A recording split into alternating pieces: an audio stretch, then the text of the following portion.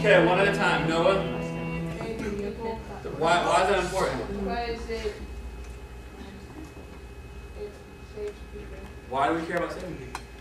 What's the top of their head now? Put them in their shoes. Your shoes. How much longer are they? Okay, let me ask you this then. Think about this for a second, Hannah. If you really care about people dying and you have the gospel, what should you be doing with it? Oh. There's implications there. Mike, what are you going to say? What else was the video about? What was the counters? Right? Well, how would you react if you had a counter over your head and you could see it? I would freak out. Go to a counselor. Trying to play it safe. I'd be like staying I wouldn't want to be. It's kind of like don't want to die. Why would they write a song like that, you think? Now, I want you to think about not just the video, because guys, listen, there was multiple things happening there. You had the music video. Did anyone listen to the lyrics? Yeah. Before saving me. Okay, do you remember any of the lyrics, Kevin?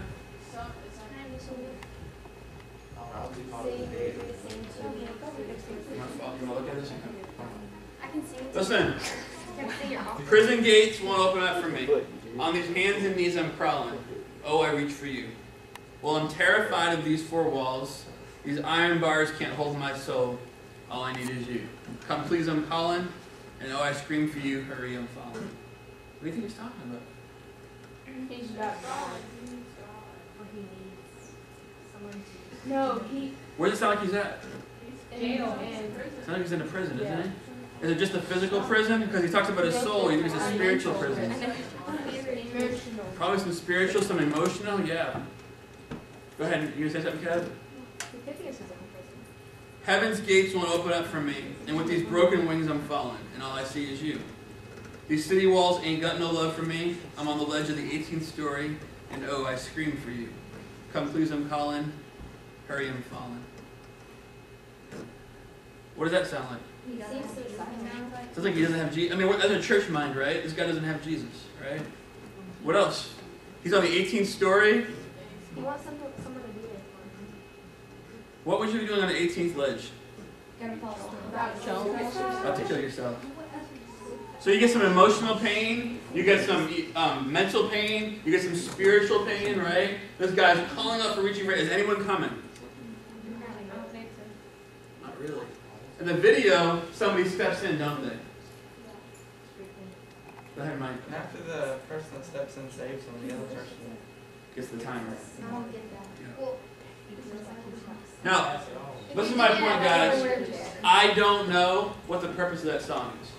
Because you got 3 or 4 different things going on. You hear, have you guys heard Nickelback before?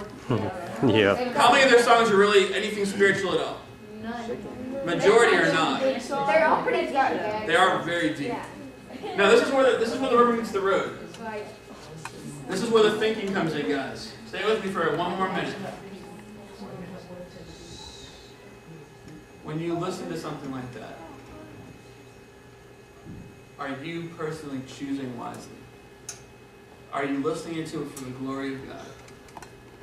Are you listening to it? Is it entertaining you in a positive way? How does it make you feel? What does it make you think about?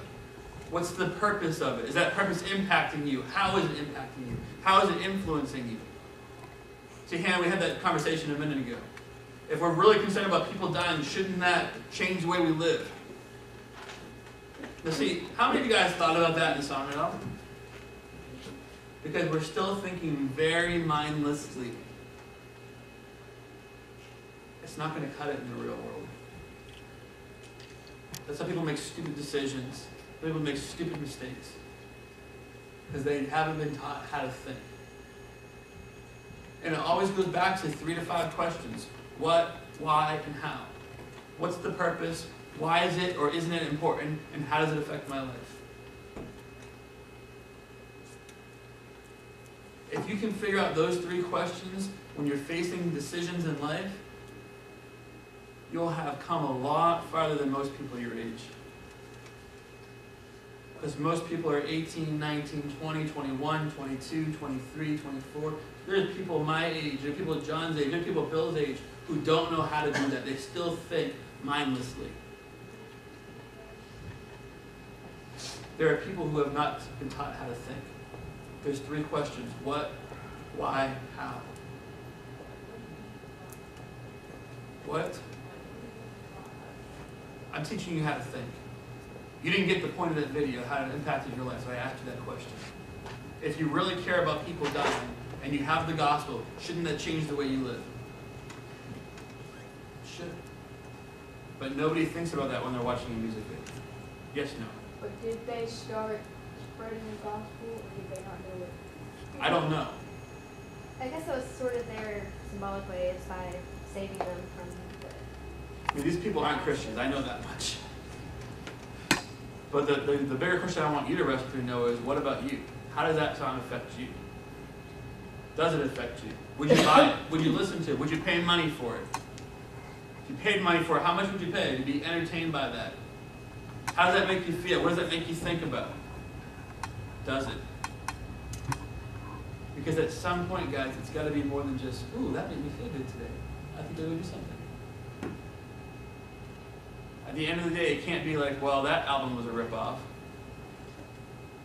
It's got to be a little bit more than that because you just invested time, energy. It's been 7.5 hours a day being influenced by media, and you paid $15 for a CD or $10 on iTunes to put it on your iPod. You listen to it how many times? It's a big investment of your time and even some of your finances. John, close us in prayer. Father, we just come to you and thank you so much, Lord, for calling us to a different life. Lord, I pray that we would just begin to question and think about what we listen, what we intake, what goes into our mind. Lord, I pray that you would, we would do that honestly. We would do that honestly before you and before ourselves. Lord, that we would actually care about this, care about the people that we are becoming and the people we're representing. In you, the image we're trying to show you with our lives and with our actions and thoughts. Lord, we love you. I pray that you would help us in our pursuit to become more like you. Lord, that we would trust you and know your voice. In your son's name we pray. Amen. All right, guys, 2 things. Miss Cindy and Miss Laura have tickets. Make sure you get some. Please pick up your trash.